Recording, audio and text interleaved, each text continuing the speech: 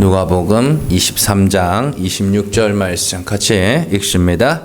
그들이 예수를 끌고 갈 때에 시몬이라는 구레네 사람이 시골에서 오는 것을 붙들어 그에게 십자가를 지워 예수를 따르게 하더라. 아멘.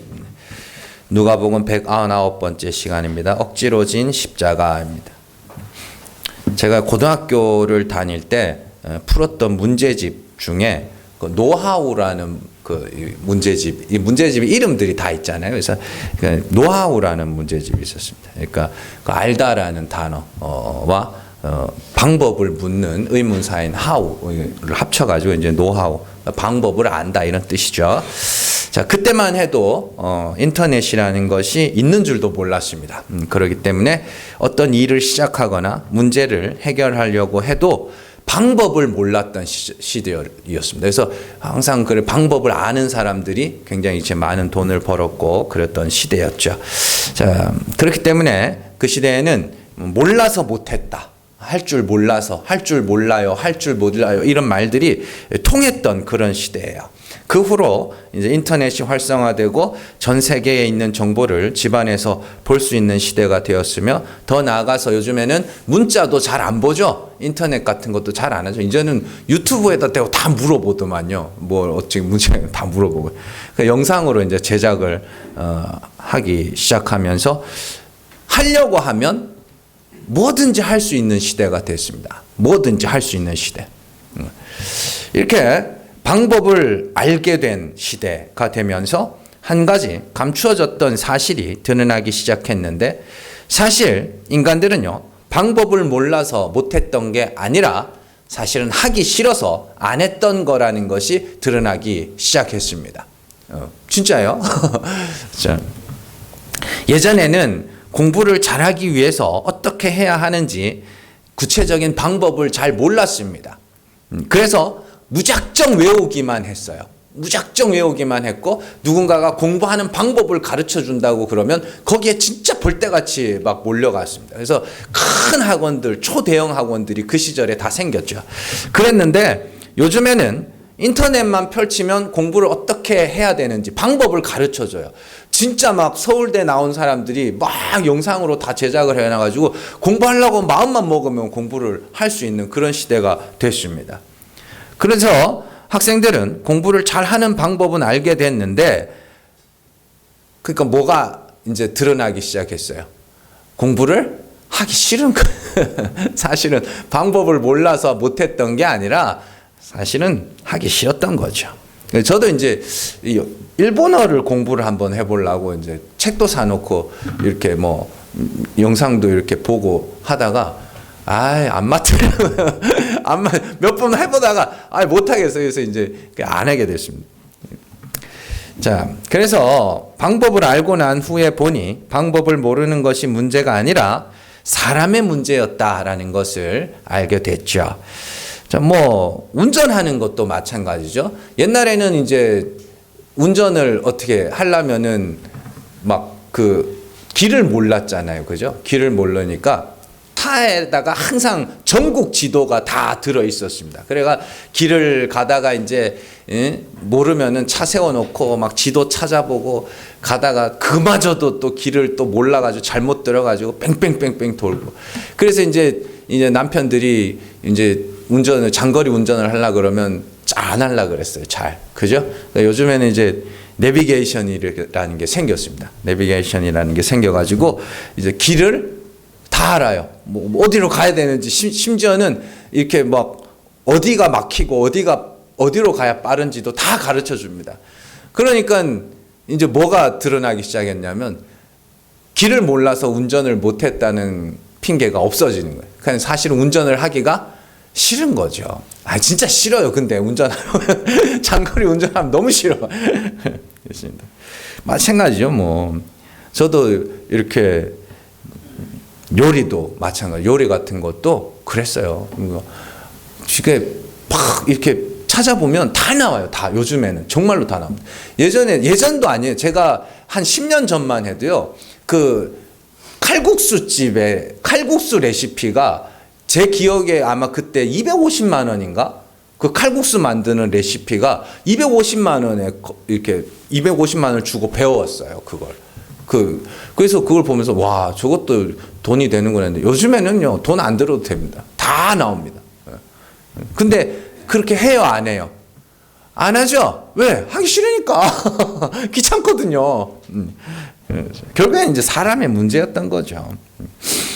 근데 이제 성경에도 이와 같은 이야기들이 나옵니다. 예수님이 이 땅에 오시기 전에 사람들은 구원 얻는 길을 알지 못했습니다.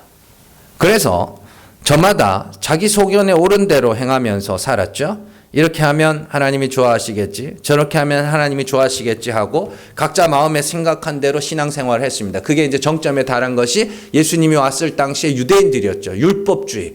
율법의 모든 계명을 항상 지켜서 내가 영생에 이르겠다. 이게 그 정점에 있었습니다. 자기 인간의 소견, 모든 인간들의 소견을 모아봤더니 그거밖에 답이 없는 것 같았어요. 그래서 모든 사람들이 그렇게 살고 있었습니다. 그런데 예수님이 이 땅에 오셔서 구원 얻는 방법을 우리에게 말씀하셨고 심지어 직접 그 길을 걸어가셨어요. 보여주셨어요. 이렇게 해봐라. 이렇게 하면 구원 얻는다라고 보여주셨어요. 그런데 이제 이전에는 방법을 몰라서 구원을 못 얻었다면 이제는 어떻게 방법을 알매도 불구하고 그 길을 가기가 싫은 거예요. 결국엔 뭐예요? 사람의 문제였던 거죠.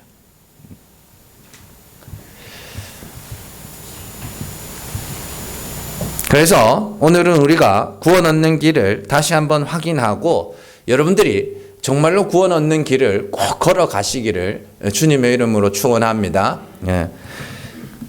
갈라디아서 1장 10절 말씀 같이 읽습니다. 이제 내가 사람들에게 좋게 하랴, 하나님께 좋게 하랴, 사람들에게 기쁨을 구하랴. 내가 지금까지 사람들의 기쁨을 구하였다면 그리스도의 종이 아니니라. 아멘.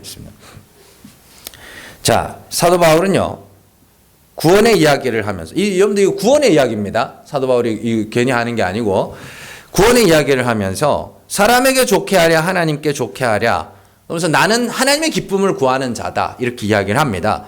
이 말씀은요, 사람들이 생각하는 구원의 길과 성경이 말하는 하나님이 예수께서 나타내신 구원의 길이 서로 다르다는 것을 말해줍니다. 사람들이 생각하는 구원의 길은 사람들이 기뻐하는 길이며 바울이 제시한 구원의 길은 하나님이 기뻐하는 길이다라는 뜻이죠.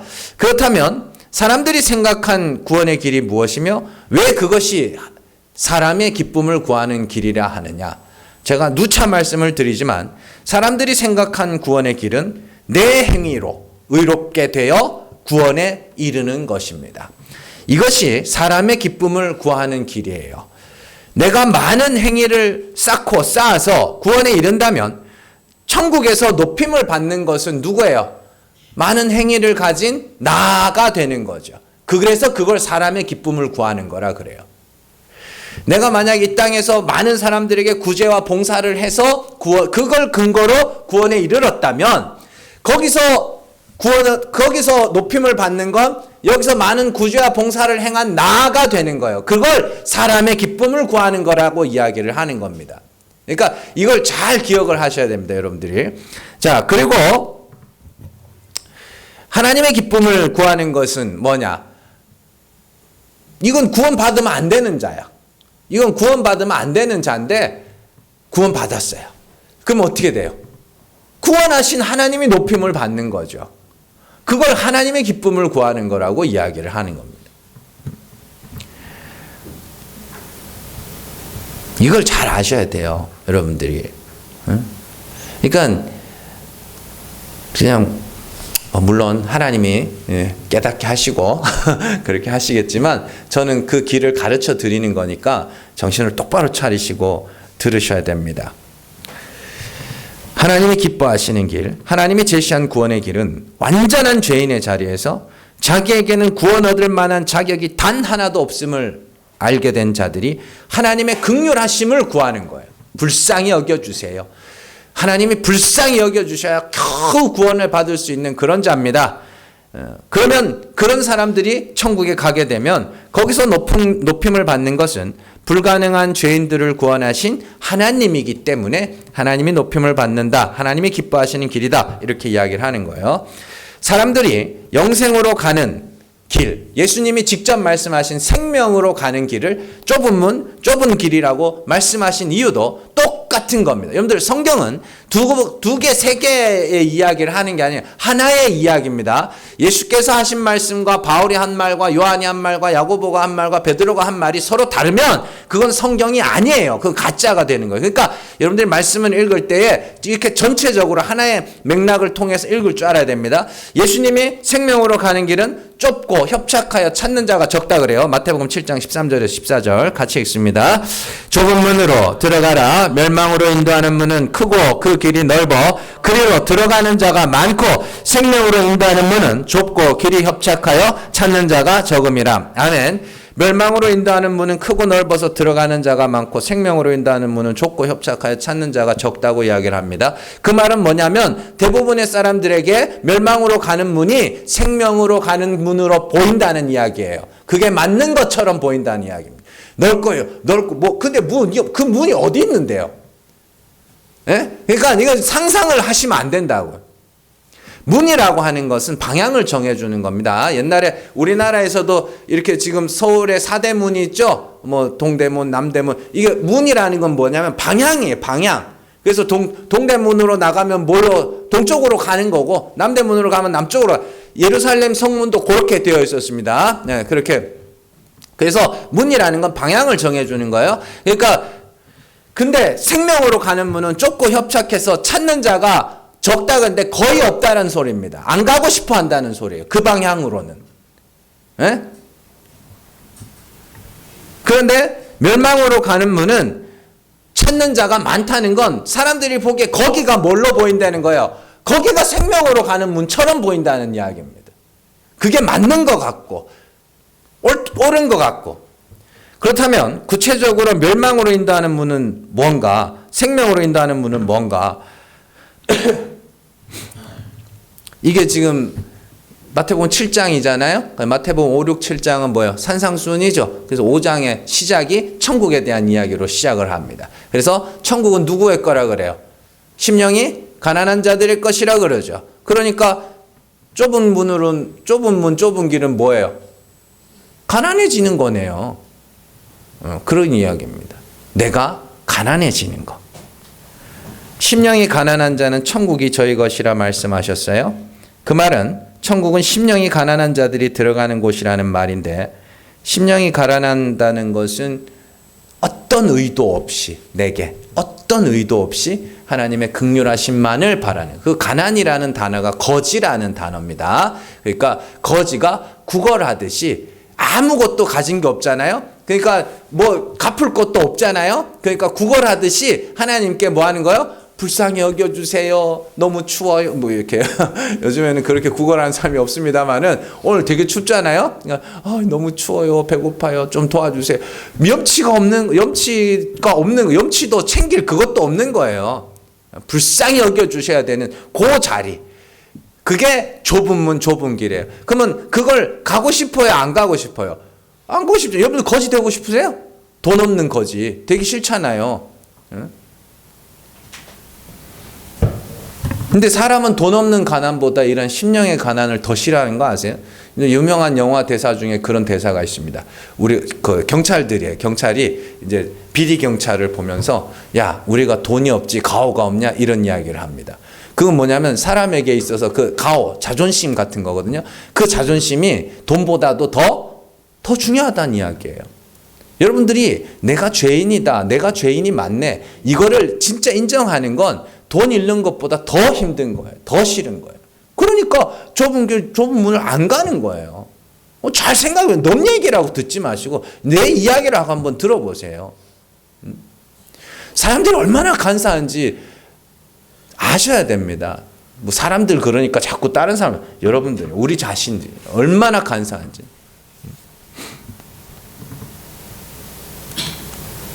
그러니까 진짜로 나한테 큰 손해가 오는 그거 아니면 순수한 회개라는 건 일어나지 않아요. 사람들은 자신이 죄인이라는 고백을 죽기보다 싫어하는 존재입니다. 죄 없는 자가 없다는 사실은 다 알고 있지만 십자가에서 죽어야 할 만큼 죄인이라는 사실을 인정하는 자는 거의 없어요. 그러나 우리가 구원을 얻을 수 있는 유일한 방법은 십자가에서 사형 선고를 받아 죽어야 할 만큼 죄인임을 고백하고 하나님의 긍휼하심만을 부르짖는 가난한 자가 되는 것이죠. 그 방법 외에는 구원 얻을 길이 없다라는 겁니다. 이런 구원이 얼마나 힘든지를 보여주는 대화 장면이 성경에 기록되어 있습니다. 예수님과 부자 청년의 대화죠. 그 대화에서 부자 청년이 예수님에게 이렇게 묻습니다. 내가 무엇을 하여야 영생을 얻을 수 있으리까? 내가 뭘 하면 영생을 얻을 수 있어요? 가르쳐 주시면 내가 어떻게 하겠다고요? 내가 행해버리겠다고. 내가 해버리겠다고. 그렇게 이야기를 합니다. 그래서 이제 예수님이 그렇게 말씀을 하셔요. 율법의 계명들을 쭉 읊어주시면서 이거 가서 다 지켜 그래요. 부자 청년이 뭐라 그래요? 내가 어려서부터 다 지켰습니다. 다 지켰습니다. 그래요. 그랬더니 예수님이 뭐라 그래요? 네 모든 소유를 다 버리고 나를 따르라. 그러니까 그 소유가 뭐예요? 돈? 아니에요. 자기가 어려서부터 지켰다고 하는 그 율법의 계명들 그걸 다 버리라는 이야기예요. 다 버리고 나를 따르라는 거면 내 따라와 제자가 되라는 이야기가 아니라 나랑 같이 뭐 하자는 거예요? 죽자. 십자가에서 죽자. 그 이야기예요. 그때 부자 청년이 아까 전만 해도 뭐라 그랬어요? 내가 무엇을 하여 영생을 잃을까? 가르쳐 주시면 내가 다 해버리겠다 그랬잖아요. 그게 가르쳐 줬잖아요. 그러니까 해요, 못해요? 못하죠. 왜 못해요? 그거 아까워서 어떻게 해요, 그걸? 어려서부터 율법을 그렇게 열심히 지켜왔는데 그걸 다 버리라니까 그거 아까워서 어떻게 버리냐고. 근데 그 버린 사람이 누구? 사도 바울이죠. 내가 율법으로는 흠이 없는 자라고 자부했던 그걸 뭐라 그래요? 이제는 내가 유익하던 것을 해로 여기고 배설물과 같이 여긴다고. 그것이 도리어 예수를 믿는데 생명길을 걸어가는데 도리어 그게 내게 해가 되더라는 거예요. 내 의가. 그리고는 뭐예요? 나는 죄인 중에 괴수입니다. 나는 만물의 찌꺼기 같은 자입니다. 그러고 산 거예요. 그게. 괜히 자기를 낮추려고 그런 말을 하는 게 아니라. 마태복음 19장 23절에서 24절 같이 읽습니다. 예수께서 제자들에게 이르시되 내가 진실로 너희에게 이르노니 부자는 천국에 들어가기가 어려우니라. 다시 너희에게 말하노니 낙타가 바늘귀로 들어가는 것이 부자가 하나님 나라에 들어가는 것보다 쉬우니라 하시니. 아멘. 부자는 천국에 들어가기 어렵다 하시면서 낙타가 바늘귀로 들어가는 것이 부자가 하나님 나라에 들어가는 것보다 쉬울 거라. 그러면 간다는 소리예요? 못 간다는 소리예요? 못 간다는 소리예요. 여기서 예수님이 말씀하신 부자는 행위의 부자, 심령이 가난한 자의 반대인 행위의 부자들을 이야기를 하는 거예요. 그건 못 간다. 그러니까 제자들이 그때까지만 해도 진리를 깨닫지 못했던 상태란 말이에요. 그러니까 깜짝 놀랍니다. 그 성경을 보면 그렇게 나옵니다. 깜짝 놀라서 예수님에게 묻습니다.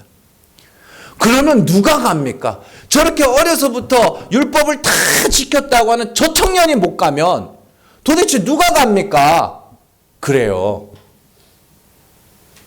그때 예수님이 아주 중요한 말씀을 하셔요. 마태복음 19장 26절 말씀 같이 읽습니다. 예수께서 그들을 보시며 이르시되 사람으로는 할 수 없으나 하나님으로서는 다 하실 수 있느니라. 아멘. 누가 간다는 소리예요? 자기 힘으로 갈 수 있는 자는 없다는 소리예요. 자기 힘으로 갈 수 있는 자는 없다. 다만 누가? 하나님이 낙타를 다이어트 시켜가지고 가난한 자로 만들어가지고 데려가신다. 그러면 그 회개는 누가 시키는 거예요? 하나님이 시키는 거예요. 그러니까 내가 막 저 사람을 회개시켜야 되겠다. 막 가지고 막 어떻게 막 갈구고 해가지고 안 돼요. 안 된다고. 그래서 그 예수님 말씀하시는 비유 중에 그게 있죠. 사람이 형제가 너에게 죄를 범하거든 가서 단 둘이 만나가지고 경고하고 회개하면 용서해주고. 근데 네가 한 사람이 가서 말해서 안 들으면 두세 사람이 가고, 두세 사람으로도 안 되면 교회 앞에 말해라. 그게 뭐예요? 그게 뭐 누가 죄 지었는데 내가 가가지고 말했는데 안 되면은 또 데리고 가고 막 교회 앞에 다 해가지고 저 사람 치리해라, 그런 이야기 같으세요? 그건 뭐냐면 네가 말해서 안 되면 때려 죽여도 안 된다는 이야기예요. 진짜요. 때려 죽여도 안 돼요. 하나님이 역사하지 않으면 회개의 역사는 일어나지 않습니다. 네. 그래서 회개라는 것이, 회개하는 사람이 그렇게 귀한 사람이에요. 그 사람이 자신의 죄를 인정할 줄 아는 사람이, 용서를 구할 줄 아는 사람이 그렇게 귀한 사람이, 죄를 안 짓고 잘못을 안 하는 사람이 귀한 사람이 아니라 자신의 잘못 앞에서 인정할 줄 알고 회개할 줄 아는 사람이 귀한 사람이라고. 여러분들은 근데 그렇게 생각 안 하시잖아요. 아직도 율법주의에 벗어나질 못해가지고 아직도 죄를 안 짓는 사람을 좋아하지, 잘못을 안 하는 사람을 좋아하지. 그렇지 않습니까? 제가 늘 말씀드리죠. 유교와 기독교의 차이를 말씀드리죠. 유교는 뭐라 그래요? 유교는 뭐라 한다 했어요? 누가 미안해 그러면 미안할 짓을 왜 하냐, 이게 유교예요. 미안할 짓을 왜 해? 그게 유교라고. 아직도 그런 마음들이 여러분들 안에 있다니까요. 기독교는 아니에요. 기독교는 누군가가 미안해 하면 나도 똑같은 잘못한 사람인데 뭘 그렇게 그러겠냐, 이게 기독교라고.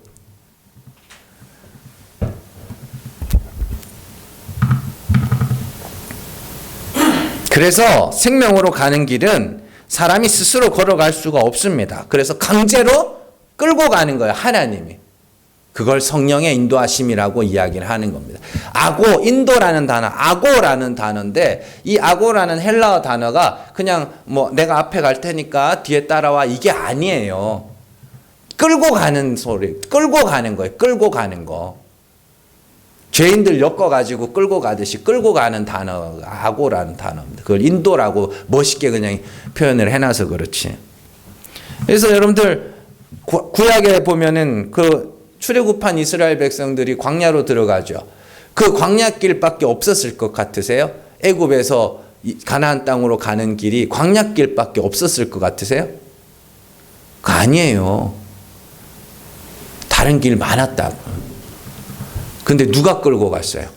하나님이 끌고 갔죠. 왜요? 생명길이니까. 하나님이 끌고 간 거예요, 거기. 그래서 요한계시록에도 보면 성도들을 어떻게 해요? 아들을 낳은, 철장으로 만국을 다스릴 아들을 낳은 성도들, 그 성도예요, 그 여자가.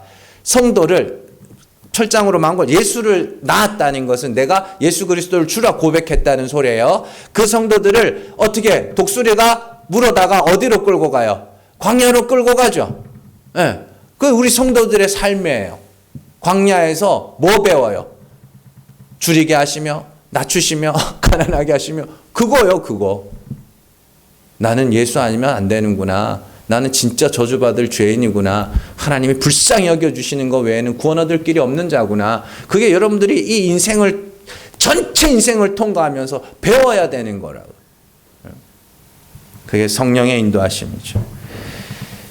그래서 여러분들, 제가 이런 말씀을 드리는 이유는 성령의 인도하심이 정확하게 어느 방향을 향하고 있는지를 아시라고요. 분별을 하시라고요. 여러분들 안에서 일어나는 일을 어느 것이 성령의 인도하심이고 어느 것이 육체의 소욕인지를 잘 분별을 하시라고.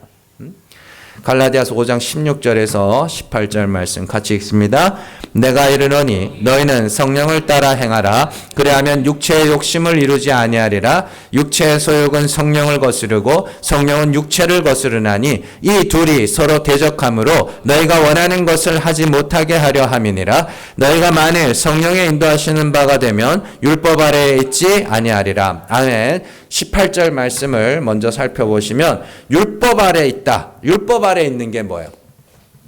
내가 의롭게 되겠다. 내 행위로 의롭게 되겠다. 내가 할례도 받고 절기도 지키고 율법의 계명도 지켜서 내가 의롭게 되겠다를 육체의 소욕이라 하고 그걸 율법 아래에 있다고 이야기를 합니다. 율법 아래에 있는 자들의 특징은 뭐냐면 내가 영생에 이르러야 하기 때문에 그들은 뭐가 없어야 돼요? 죄가 없어야 돼요. 내가 영생에 이르러야 되기 때문에. 그런데 성령의 인도하시는 바가 되면 율법 아래에 있지 않다고 합니다. 왜냐하면 성령은 우리의 죄를 드러내시고 하나님의 긍휼을 부르짖어야 하는 자리로 우리를 인도해 가시기 때문입니다. 그런데 우리 안에 육체의 소욕이 자리 잡고 있어서 우리를 자꾸만 율법 아래로 끌고 가요. 그래서 사도 바울이 16절에서 보면 내가 이르노니 너희는 어떻게 하라 그래요? 성령을 따라 행하라. 이렇게. 이처럼 성령의 인도하심의 방향과 육체의 소욕은 정반대를 향하고 있습니다. 그런데 문제는 육체의 소욕이 우리를 어디로 이끌고 가는지, 성령의 인도하심이 우리를 어디로 이끌고 가는지 그 방향을 알지 못해서 육체의 소욕을 성령의 인도하심이라 착각하고 성령의 인도하심을 육체의 소욕이라 착각하는 거예요. 정말로 그렇습니다. 성령의 인도하심은 내가 죄인이구나. 내가 죄인이구나. 내가 죽어야지. 내가 죽어야지. 이렇게 끌고 가고 육체의 소욕은 자꾸만 내가 왜 죄인이야. 내가 뭘 잘못했어. 여기서 이게 근본인데 여기서 더 나가면 다른 사람들을 질투하고 시기하고 핑계하고 변명하고 판단하고 비판하고 자꾸 그래요. 그러면서 뭐 하냐면 내 죄가 점점 어떻게 되냐면 희석이 돼가요. 저게 더 나쁜 놈이지. 저게 더 나쁜 놈이지 하면서. 우울증 걸린 사람들이 많은 이야기를 들었습니다. 저는 뭐 안 걸려봤으니까 그렇습니다. 마음에서 그런 생각이 든대요. 죽어라, 죽어라, 죽자. 그런 소리가 막 들린대요. 근데요, 우리 마음에서 그런 소리가 들려요. 성령의 인도하심을 따르는 자들이. 그렇다고 막 진짜 뭐 어디 가가 떨어져 죽으라는 이야기가 아니라 내가 죄인인데 나 죄 있는데 이게 자꾸 돼요. 근데 마음 한쪽 구석에서 뭐가 되면 내가 왜 죄? 내가 뭘 그렇게 잘못했는데 이게 이 마음이 있다니까. 여러분들 그거를 성령의 인도하신 거 육체의 서역의 영적인 전쟁이에요. 그게 여러분들은 그걸 경험을 하고 계시는데도 불구하고 항상 여러분들은 뭐 하냐면 우리는 항상 육체의 소욕에 질 때가 너무 많은 거예요. 그게 너무 답답한 거예요. 대화를 해보면 알아요. 성령의 인도하심을 따르는 것 같다고 생각을 하지만 여러분들과 대화를 해보고 나 자신이 스스로를 돌아볼 때도 너무너무 많이 지는 거예요.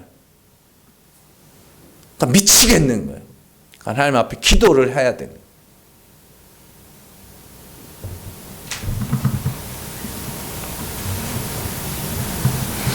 그러니까 이 방향을 꼭 기억을 하셔야 돼요. 우리 안에 두 음성이 있는 거예요. 내가 뭘 잘못했어와 내가 잘못했지. 이 두 음성이 항상 싸우는데 아니 왜 자꾸만 지나 몰라. 그럼 지면 하나님 옆에 나와서 또 기도하는 거죠. 하나님 또 이러고 있다고 내가. 하나님 좀 도와주세요. 근데 그런 기도를 하셔야 된다고. 그냥 말로만 하나님 성령 충만하게 해주세요. 성령 충만하게 해주세요. 성령 충만이 뭔지도 모르고 그냥 성령 충만케만 해달래. 계속. 성령 충만한 게 뭐냐면 내가 성령의 인도하심을 따라 완전한 회개의 자리에서 하나님의 긍휼을 부르짖는 그 상태가 성령의 충만하며 거기서 우리의 자랑은 예수 그리스도의 십자가밖에 없기 때문에 성령 충만한 자들이 복음을 전하게 되는 거라고요. 뭘 알지도 못하고 그냥 자꾸만 성령 충만. 막 뜨겁게 박수치고 이게 성령 충만이 아니라고요. 여러분들 진짜 성령의 충만함을 경험을 하셔야 된다고. 예수 그리스도의 십자가가 아니면 나는 죽어야 될 자구나. 왜 그게 없으시냐고요. 몰라서 못했다면 그전까지는 이제는 알잖아요. 근데 사실은 하기가 싫은 거죠. 그래서 기도해야 되는 거예요.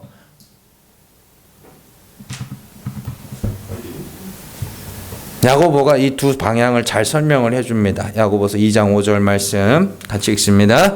네, 사랑하는 형제들아 들을지어다. 하나님이 세상에서 가난한 자를 택하사 믿음에 부여하게 하시고 또 자기를 사랑하는 자들에게 약속하신 나라를 상속으로 받게 하지 아니하셨느냐. 야고보서 1장 9절에서 10절 말씀 같이 읽습니다. 낮은 형제는 자기의 높음을 자랑하고 부한 자는 자기의 낮아짐을 자랑할지니 이는 그가 풀의 꽃과 같이 지나감이라. 아멘. 야고보는 2장에서 천국으로 가는 길을 제시하고 있습니다. 가난한 자들을 믿음으로 부여하게 하심으로 하나님의 나라를 상속으로 받게 하시는 분입니다. 그러니까 천국에 가는 자들이 누구예요? 가난한 자들이죠. 그런데 사람마다 가난하기를 싫어하며 다들 부자가 되기를 원하고 있습니다. 이에 하나님은 그들 속에서 역사하시기 시작하는데 어떻게 해요? 가난하게 하시고 낮추시는 거죠. 그게 하나님의 역사입니다. 성령의 인도하심이에요. 그게.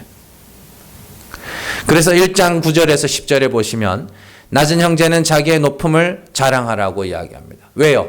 이제 하나님이 다 낮추셨으니 이 낮은 자는 반드시 뭐 하시니까? 반드시 높이실, 하나님이 높이실 것이기 때문에 지금 낮아져 있는 자는 하나님이 높이실 것을 자랑하라고.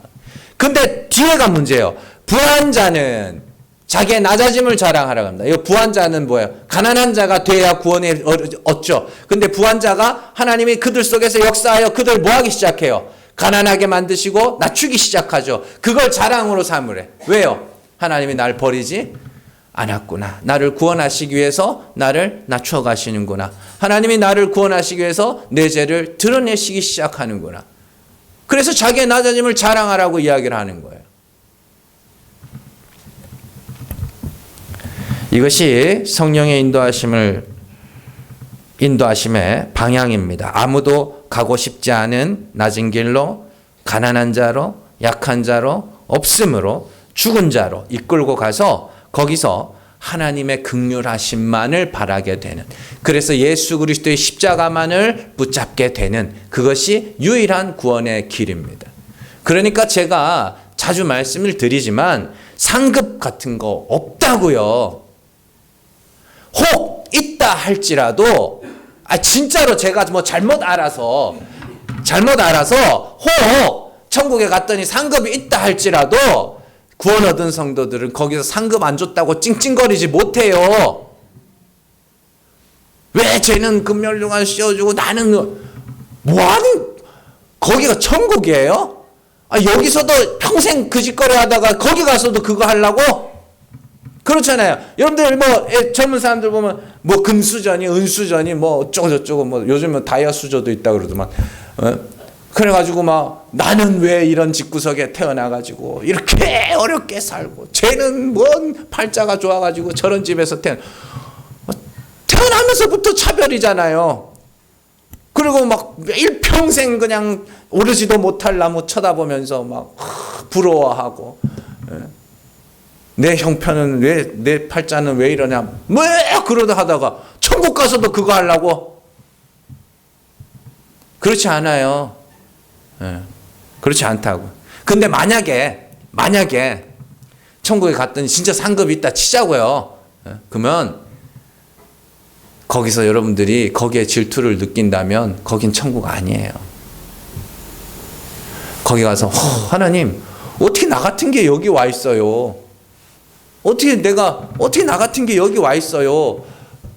들어온 것만으로도 감사하고 천국에 구원받은 것만으로도 감사한 곳이 천국이어야 하는 것이지.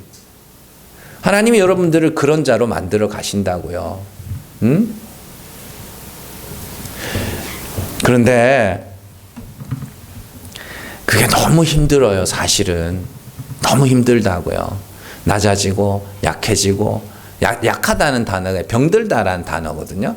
그러니까 싫은 건 다 적어놨어. 성경에 사람들이 싫어하는 거. 가난해지고 약해, 병들고 낮아지고 이런 것들. 근데 너무 힘들어요. 그게 힘들다고. 그래서 그걸 고난이다, 시련이다, 연단이다 이렇게 이야기를 하는 거예요. 모든 성도들이 다 겪고 택하신 자들이라면 다 겪게 되는 일들. 야고보서 1장 3절에서 4절 말씀 같이 읽습니다. 이는 너희 믿음의 시련이 인내를 만들어내는 줄 너희가 알미라. 인내를 온전히 이루라. 이는 너희를 온전하고 구비하여 조금도 부족함이 없게 하려 함이라. 로마서 8장 17절에서 18절 같이 읽습니다. 자녀이면 또한 상속자 곧 하나님의 상속자요 그리스도와 함께한 상속자니 우리가 그와 함께 영광을 받기 위하여 고난도 함께 받아야 할 것이니라. 생각하건대 현재의 고난은 장차 우리에게 나타날 영광과 좋게 비교할 수 없도다. 아멘. 야고보도 믿음의 시련에 대해서 이야기를 하죠. 로마서에서 사도 바울 역시 우리가 그리스도와 함께한 상속자이기 때문에 그리스도께서 받으신 고난도 우리가 뭐예요? 고난도 받아야 된다. 그 고난이 뭐냐? 그냥 나는 예수 믿는데 우리 집안 식구들은 예수를 안 믿어가지고 막 예수 교회 가지 말라고 두드려 패고 막 잡아 가두고 막 발목까지 분질러 버린다 막 협박 당하고 뭐 왕따 당 식구들한테 왕따 당하고 여러분들 그때 그런 경험이 있으신 분들 한번 잘 생각을 해보세요. 만약에 우리 집안이 제사를 드리는 집안인데 내가 예수를 믿고 이제 우상 숭배 안 해야지. 그래서 제사를 안 드리기 시작했다고 치자고요. 그래서 식구들이 나를 막 핍박했어. 예수쟁이 막 꺼져라 막 이러면서 막 하고 막 매도 맞기도 하고 막 손가락질 당하고 했다고 치자고요. 그때 여러분들의 마음이 어땠어요? 막 너무 분하고 억울해가지고 내가 왜 이렇게 그러지 않았을걸요? 그러지 않았을걸요? 어땠을 것? 저는 복음을 전도를 하다가 뭐 욕도 먹어본 적 있지만 안 믿는 집안에 가가지고 장례식 예배 인도하다가 멱살 잡혀본 적이 있습니다. 근데요, 아유 죄송합니다, 뭐 이게 아니에요. 더 당당해요. 믿음이 대단해서 그런 게 아니에요. 왜냐하면 그게 뿌듯함이 있어요, 진짜로. 뿌듯함이 있다고요. 근데 여기서 말하는 고난은 그런 고난이 아니에요. 내가 죄인 중에 괴수로 낮아지는 고난이기 때문에 진짜로 아파요. 그래서 회개하는 자들의 마음을 다윗이 뭐라 그러냐면 상한 심령이라 그래요. 상한 심령. 내 마음이 상했어. 다른 사람이 내게 상처를 줘서 상한 게 아니고 내가 나를 보니까 이것밖에 안 되는 죄. 그 상한 심령이라는 단어를 다윗이 밧세바를 범하고 나서 그런 단어를 쓰거든요. 뭐냐면 내가 밧세바 사건과 그 밧세바를 범해서 임신시킨 것도 모자라서 우리아를 전쟁터에 내보내서 죽게까지 만들었잖아요. 그런 자기 자신을 들여다보니까 이건 등신 중에 상등신, 이건 진짜 나쁜 새끼야. 그게 상한 심령이라고. 그게 진짜로 마음이 상한다는 건 내가 나 자신한테 실망할 때예요. 이것밖에 안 됐구나. 그게 상한 심령이에요. 근데 하나님이 그걸 받으신다네. 주께서 받으시는 제사는 상한 심령이라며. 하나님 앞에서 회개하고 자복하고 하나님의 긍휼하심을 바라고 내 자신이 미워지고 싫어져서 하나님 나 좀 불쌍히 여겨주세요. 나 진짜 이것밖에 안 되는. 이게 상한 심령이라고. 하나님이 그걸 받으신다. 그게 믿음의 시련이에요. 우리가 받아야 되는 고난이라고. 그게. 사도 바울이 이걸 잘 설명을 해줍니다. 고린도서 1장 9절 같이 읽습니다. 우리는 우리 자신이 사형선고를 받은 줄 알았으니 이는 우리로 자기를 의지하지 말고 오직 죽은 자를 다시 살리시는 하나님만 의지하게 하심이라. 아멘. 여기서 사형선고를 받은 줄 알았다는 건 내가 마땅히 죽어야 될 죄인으로, 내가 사형당해 죽어야 할 죄인으로 나 자신이 여겨졌다는 거예요. 왜요? 왜? 하나님이 죽은 자를 살리시는 분이기 때문에 하나님이 살리셔야 할 죽은 자가 되는 거. 그런 이야기예요.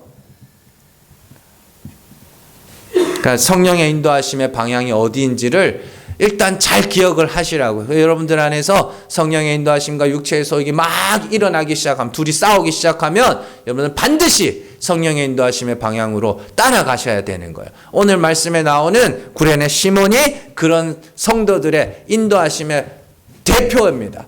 지난주에는 바라바의 이야기가 나왔죠. 바라바는 마땅히 죽어야 될 죄인이었지만 예수 그리스도의 대신해서 죽으심으로 말미암아 자기가 구원을 받은 자고, 오늘이 구레네 시몬은 성령의 인도하심을 따라 자기 십자가를 지고 그리스도를 따르는 자들의 모형으로 제시가 되는 사람입니다.